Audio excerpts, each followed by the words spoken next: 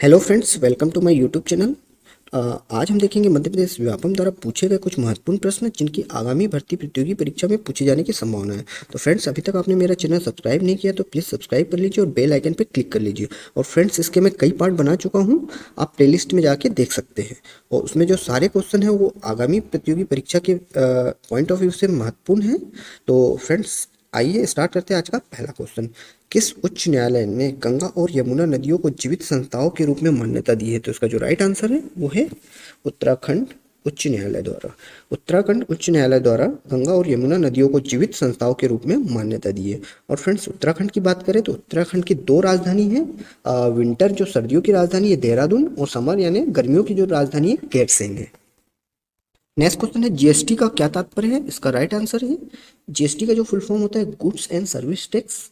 और फ्रेंड्स, अगर हम जीएसटी की बात करें तो यह हमारे इंडिया में, हमारे देश में 1 जुलाई 2017 से लागू हुआ। नेक्स्ट क्वेश्चन, भारतीय सेना को खालिस्तान कमांड्स में विभाजित किया गया है। तो इसका जो राइट आंसर है फ्रेंड्स वो है 7।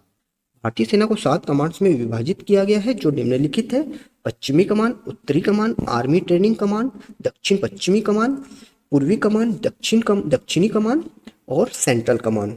और फ्रेंड्स, जो भारतीय सेना का जो कमांडर होते हो कौन होते हैं? भारत के राष्ट्रपति। भारतीय सेना के जो प्रमुख कमांडर होते हैं वो होते हैं हमारे राष्ट्रपति। और फ्रेंड्स, एट प्रेजेंट हमारे भारतीय सेना के कमांडर इन चीफ जो है अभी तत्कालिक राष्ट्रपति रामनाथ कोविंद जी।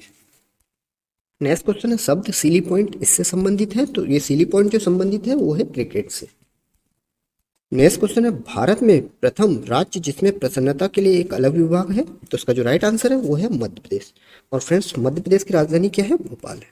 नेक्स्ट क्वेश्चन है, Indian institute of soybean research Khalistan शहर में स्थित है। तो यह है मध्य प्रदेश के इंदौर शहर में। और फ्रेंड्स, इंदौर की बात करें तो यह जनसंख्या की दृष्टि से सबसे बड़ा शहर है। और फ्रेंड्स, इंदौर को मध्य प्रदेश की वाणिज्यिक राजधानी भी कहा जाता है, उसे मिनी बॉम्बे भी कहा जाता है। और स्वच्छता में अगर देखा जाए तो सब इंडिया में नंबर 1 शहर है इंदौर। नेक्स्ट क्वेश्चन है, ओमकारेश्वर खालिस्तान नदी पर एक पवित्र द्वीप है। तो फ्रेंड्स, इसका राइट आंसर है वो है नर्मदा नदी पर।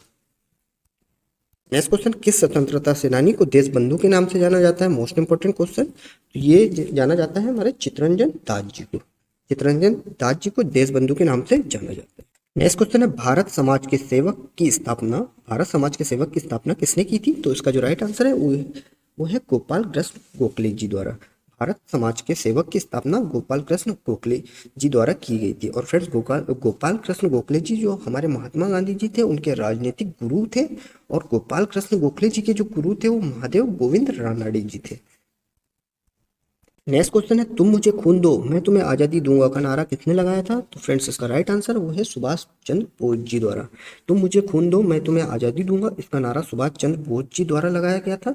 और फ्रेंड्स, सुभाष चंद्र बोस जी जो थे उनका जन्म 23 जनवरी 1897 में पश्चिम बंगाल के कटक में हुआ था। और फ्रेंड्स, उन्होंने आज़ाद हिंद फौज की स्थापना की थी और उन्हें नेताजी के नाम से भी जाना जाता है फ्रेंड्स। और अगर देखा जाए तो इनकी राजनीतिक पार्टी थी भारतीय राष्ट्रीय कांग्रेस, इन्होंने ज्वाइन की थी। फिर उसके बाद फॉरवर्ड ब्लॉक की स्थापना की थी।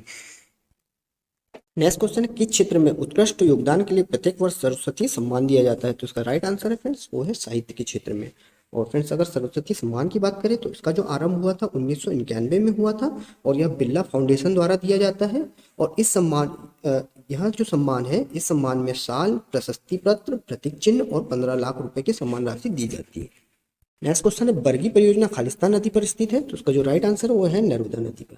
बरगी परियोजना नर्मदा नदी पर स्थित है। और फ्रेंड्स, नर्मदा नदी को रेवा नदी के नाम से भी जाना जाता है और मध्य प्रदेश की जीवन रेखा के नाम से भी जाना जाता है। नेक्स्ट क्वेश्चन है, रूट किलोमीटर के अंतर्गत भारत के किस राज्य में सबसे लंबी रेलवे लाइन है? तो इसका राइट आंसर है वो है उत्तर प्रदेश।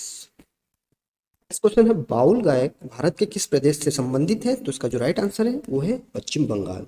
और फ्रेंड्स, पश्चिम बंगाल की राजधानी है कोलकाता। नेक्स्ट क्वेश्चन है, निम्नांकित में से कौन सा निकाय भारत के राष्ट्रीय आय का अनुमान करता है? तो इसका जो राइट आंसर है वो है केंद्रीय सांख्यिकी संगठन। और फ्रेंड्स, केंद्रीय सांख्यिकी संगठन की बात करें तो इसका जो मुख्यालय नई दिल्ली में स्थित है।